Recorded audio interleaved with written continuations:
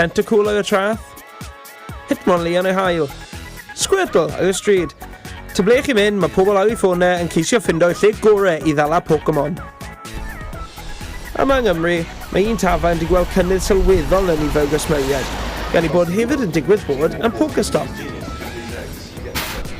Oedd un o ffrindiau fi, oedd ei mab o yn chwarae Pokémon a wnaethon ni weld bod yna ffordd i nhw defnyddio Wi-Fi er mwyn chwarae Pokémon. Fel arfer, da ni'n reit brysur mis Awst fel Mai, ond da ni'n cael 3 neu 4 teulu mwy nes ni'n gael fel arfer yn dod i mewn i pub er mwyn i plant chwarae Pokémon a i nhw gobeithio gael cinio neu deal bach. Edgriffus oedd perchennog y Penton Arms ym Mhen Traeth, ond diolch i gêm, mae nawr di ailenwi'r dafael yw Pokémon Arms.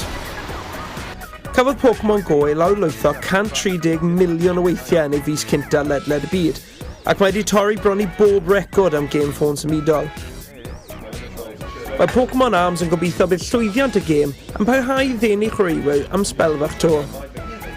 Nawn ni cadw sain i fyny tan ar ôl gwyliau ha, a os mae pobl yn dod i mewn, nawn ni cadw fyny am ddim bach mwy.